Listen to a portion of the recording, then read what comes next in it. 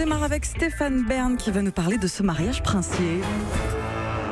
Dans la revue de presse, bien sûr. Bonjour à tous, bonjour jeune enfant.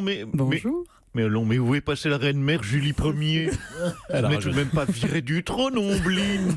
Vous n'avez pas décapité au moins? Mais non, elle est juste en congé aujourd'hui. Bonjour, mademoiselle Lamplé. Bonjour Jean-Pierre Raffarin, vous avez l'air contrarié. Je suis navré, mais je suis obligé de vous le dire. Je suis très déçu par l'attitude de madame Gilles Leclerc, qui se fiche honteusement de mon jour de solidarité pour les personnes âgées. Et t'as raison, Jean-Pierre. Bonjour Valérie Giscard d'Estaing. Je constate qu'elle n'a rien à foutre de nous, les yeux, la Leclerc. Quand je pense qu'on a à peine 4 mois de différence avec Julie Leclerc. Mais merci en tout cas, mademoiselle Lomblé, mademoiselle Marion. Merci de travailler pour nous les vieux et de réserver l'intégralité de votre salaire à mon EHPAD. Je ne sais pas comment vous remercier. Je ne sais pas, on peut improviser. Est-ce que vous voulez jouer avec mes pectoraux? Je vous y autorise. C'est très gentil. Mais non, ça va, merci. Oui, bonjour, c'est Édouard Balladur. Bonjour. Merci beaucoup, Ombline, pour nos retraites. Savez-vous que l'origine, monsieur Cohen, du prénom Ombline date du XIIe siècle. Ah bon? Oui, c'est vrai. Saint Bernard avait 5 frères et une sœur, Ombline. Et elle avait... Oh, mais ta gueule, Édouard. Tu fais chier tout le monde avec tes histoires de vieux. Bonjour, Ombline, c'est Alain Juppé. Oui, bonjour. Ça vous dirait un petit week-end à Bordeaux, non loin du Pilat? Oh non, mais c'est pas vrai, monsieur Juppé, monsieur Balladur et monsieur Giscard d'Estaing aussi.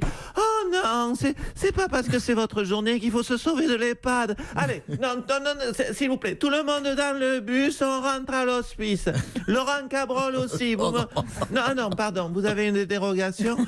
Et en plus, il a mis un t-shirt New York comme les jeunes. S'il peut rester. Bon, eh bien au revoir à tous. On revient à vous Stéphane Bern. Alors on a tous vu les images du mariage du prince Harry et de Meghan Markle, mais comment s'est passée la soirée privée après? Alors on a lu qu'il y avait au menu des langoustines d'Écosse, une panna cotta aux petits pois, aux œufs de caille. Oh, vous êtes bien informé, mon Ombline. Oui, cette soirée était magnifique.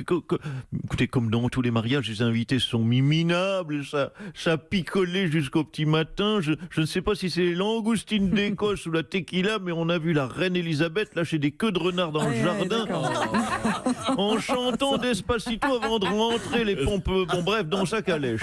Et puis après, à la fin de la fête, j'imagine qu'il y a eu la nuit de noces. Voilà, sur les coups de 4 heures du matin, Harry est rentré dans sa Mégane, complètement bourré. Non, ne faites pas ça chez vous, d'ailleurs, c'est très dangereux, c'est retrait de permis immédiat, vous le savez. Bon, sinon des nouvelles du voyage de noces, Stéphane? Oui, alors le couple princier n'est pas bégueule puisqu'ils vont partir à Walibi.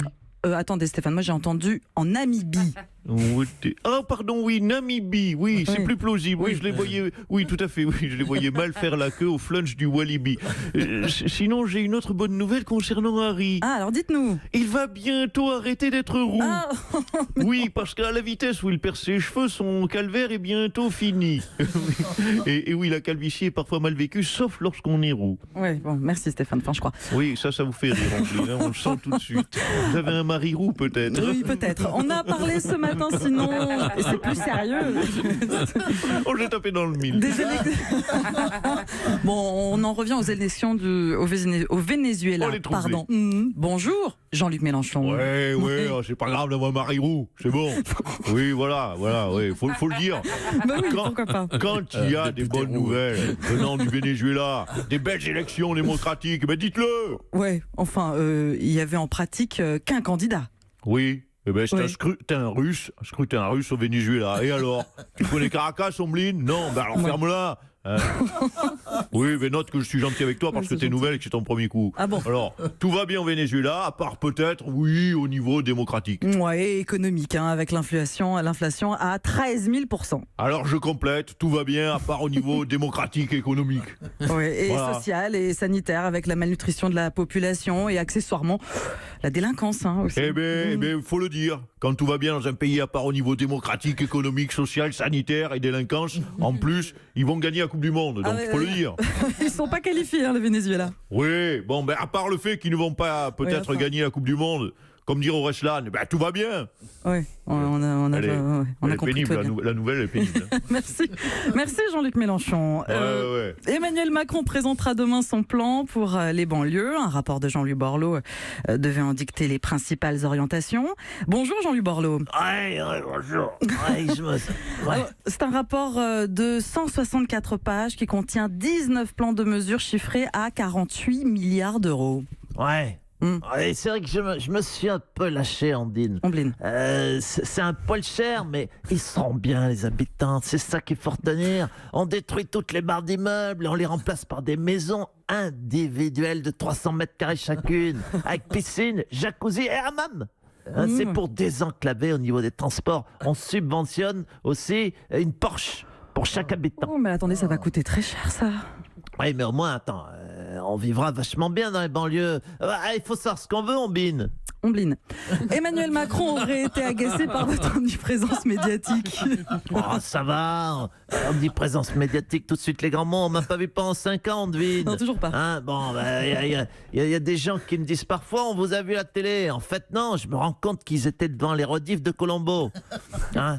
Alors que Macron, tu peux pas allumer BFM sans qu'il fasse une prière dans son portrait. Non, faut pas charrier. Merci Jean-Louis Borloo. Oui, salut, on swing. Salut. Affaire révélée par Europe 1. Le réalisateur Luc Besson est accusé par une de ses actrices de viol. Les faits se seraient déroulés au Bristol, où le réalisateur a ses habitudes. Bristol. Avec 2 L.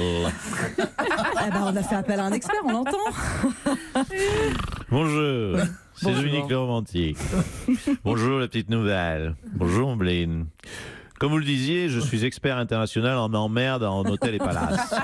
Alors, attendez, on a précisé, on ne sait rien de l'affaire. Luc Besson affirme que tout est faux, donc je vous invite, Dominique, à la plus grande prudence. Certes.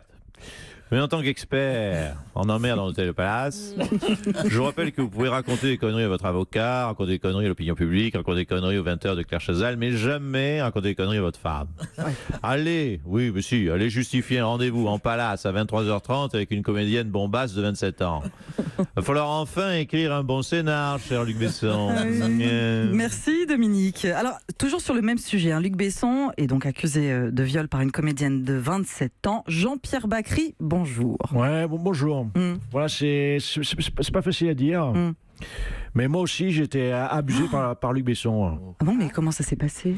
Ça s'est passé en plus à plusieurs reprises. C'est toujours le même mode opératoire. Ah. J'arrive à la caisse d'un cinéma. Je donne 10 euros pour voir Arthur et les Minimoy ou Taken 2 ou Taxi 12 ou le Yamakasi 6, le Transporteur 8. Oui. Et à chaque fois, je me fais niquer par Luc Besson. Bon, mais vous n'avez pas porté plainte. Non, parce que sinon je porterais plainte contre les 3/4 du cinéma français qui me niquent mes 10 euros aussi. Ça fait chier aussi. Merci Jean-Pierre Bacry. Ouais. Ah, bonjour à toute l'équipe. Et à la nouvelle bergère, Ambeline. Bonjour Jean Lassalle. Vous aviez quelque chose à dire alors ? Ambeline. Oui, j'ai entendu M. Cohen parler ce matin sur votre antenne de la date limite du contrôle technique qui approche. Alors je pose la question. Oui, je pose la question. Qui dérange? Y a-t-il un lien entre l'absence de Mme Julie Leclerc et cette date fatidique du contrôle technique?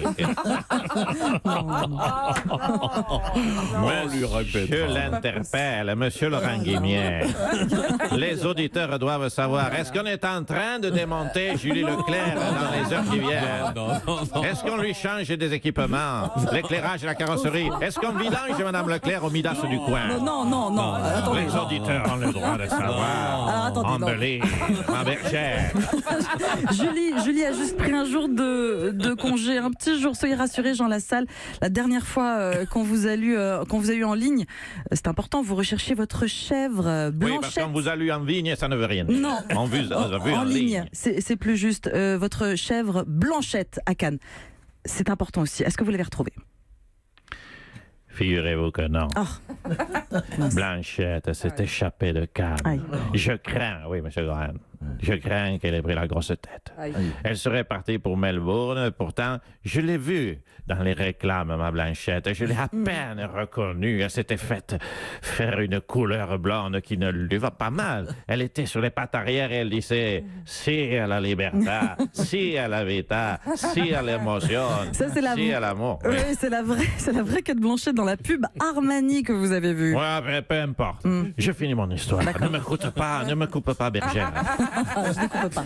Eh bien, vous savez quoi? Je me suis présenté à la réception du Majestic Barrière. J'ai dit, c'est l'heure de la traite de Blanchette, la présidente du jury, je dois lui pincer les mamelles. Eh bien, savez-vous quoi? J'ai été éjecté dans la seconde par le service de sécurité et giflé par Asia Argento. C'est ce qui s'est passé réellement. C'est terrible. Terrible. Chronique. Oh là là. Coupé en plein vol. Nicolas Canteloup, revue de presse évidemment. À demain Nicolas. Europe